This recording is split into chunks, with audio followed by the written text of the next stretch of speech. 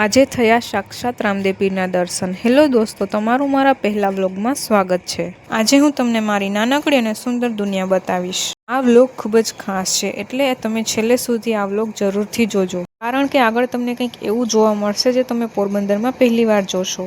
સવારમાં પક્ષીઓનો કલરવ સાંભળીને આખો દિવસ સુધરી જાય છે। સવારમાં બધું જ કામ પતાવીને સમય થઈ ગયો છે રસોઈ કરવાનો। કુકિંગ કરવું એ મારો ફેવરિટ ટાઈમ છે। તમારે આ શાકની રેસીપી જોતી હોય તો મને કમેન્ટમાં જરૂરથી જણાવજો। હું તમારી સાથે આ શાકની રેસીપી જરૂરથી શેર કરીશ। પડતા જ અમે નીકળી ગયા નાનકડી રાઈડ પર। જો તમને મારા આ વ્લોગમાં કોઈ ભૂલ જણાય તો મને કમેન્ટમાં જરૂરથી જણાવજો, જેથી હું આગળથી ધ્યાન રાખું। અમારા પોરહિલા પોરબંદરમાં ઇતિહાસમાં પ્રથમ વખત કહી શકાય તેવો રામદેવ પીરનો 4 ચોગઠવાળા મંડપનું આયોજન કરવામાં આવ્યું છે, જે ચોપાટી પર થવાનું છે।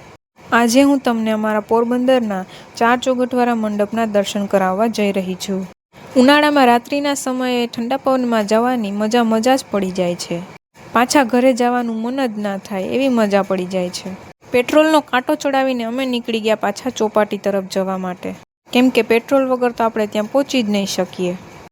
જેમ જેમ આપણે નજીક જઈ રહ્યા છીએ તેમ આપણે લાઇટ્સ નજર આવે છે, અને તમને ખબર પડી જ ગઈ હશે કે આપણે ચોપાટી પૂગી ગયા છે, જ્યાં રામદેવ પીરનો દર્શન કરવાના છે। તો આપણે થંભની નજીક આવી ગયા છે, પણ બહુ જ ગળદી છે, તો આપણે એકદમ પાસે નથી જઈ શકીએ તેમ, એટલે હું તમને દૂરથી જ થંભના દર્શન કરાવી દઉં છું।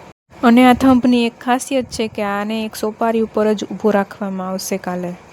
પછી આપણે એક મેળામાં પણ આંટો મારી લીધો, જ્યાં ડોલચી વગેરે બધું હતું, અને તમે જોઈ જ શકો છો કે કેવી ટ્રાફિક છે। આખા ગામડાનું માણસ અહીં આવીને આખી રાત અહીં જ રહે છે, અને પછી સવારે દર્શન કરીને જ ઘરે જાય છે।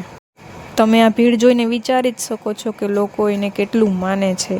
પછી અમે આવી ગયા ચોપાટી તરફ, જ્યાં દરિયાની મજા લેતા હતા, કેમ કે ગળદીમાંથી પછી ગરમી થઈ ગઈ, એટલે પછી અમે ત્યાંથી નીકળી ગયા।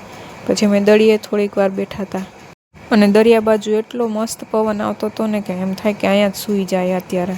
જો તમને મારો આ વિડીયો પસંદ આવ્યો હોય તો મારા ચેનલને એક સબસ્ક્રાઈબ જરૂર કરી દેજો।